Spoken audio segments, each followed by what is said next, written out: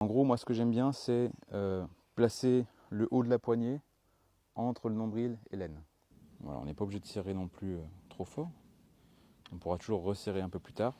Le but du jeu, c'est que quand on fait ça, la poignée ne bouge pas, quoi.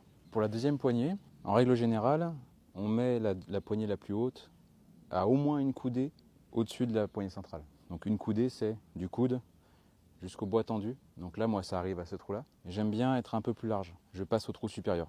En règle générale, on change aussi l'espace des poignées selon le terrain sur lequel on fauche. Donc c'est intéressant d'avoir une poignée plus loin si vous travaillez par exemple en bas d'une pente. A l'inverse, si par exemple vous êtes en haute pente et que vous devez faucher en dessous, vous avez intérêt à mettre la poignée plus proche de l'autre. Par rapport aux poignets, vous pouvez voir qu'il y a un angle qui est assez original.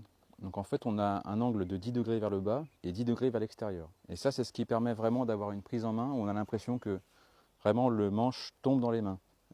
Et on n'a pas les poignets qui sont cassés. Donc ça permet vraiment de faire un geste qui est des plus confortables. L'intérêt d'avoir fait un manche qui est parfaitement droit, c'est aussi de garder de la robustesse. En fait, nous, quand on fabrique ce manche, on va chercher le bois directement en scierie, on choisit les plateaux de frêne et on choisit la fibre du plateau. Donc on est certain à chaque fois où est-ce qu'on va faire notre débit. Donc là, la fibre du frêne, elle est parfaitement alignée quasiment tout le long du manche. Le plus important, c'est qu'elle soit alignée sur cette première partie-là. C'est là qu'il y a le plus de contraintes, il y a le plus d'efforts. Et à cet endroit-là, on choisit la meilleure qualité. Le problème, c'est que souvent, on a des manches plus esthétiques qui existent, qui sont galbées, mais qui ne sont pas galbées à chaud, avec une étuve, et qui sont donc sciées. Et ce sillage, il ne va pas respecter forcément le sens des fibres, et il peut rendre le manche plus fragile. Pour nous, le but du jeu, c'est vraiment de garder le côté utile et pratique, sachant que le galbe n'est pas forcément nécessaire sur ce type de manche. On me demande souvent ce qu'il faut faire pour l'entretien du manche. On peut passer de l'huile de lin sur la totalité du manche, sur les poignets, même sur le cuir, sur les parties métalliques.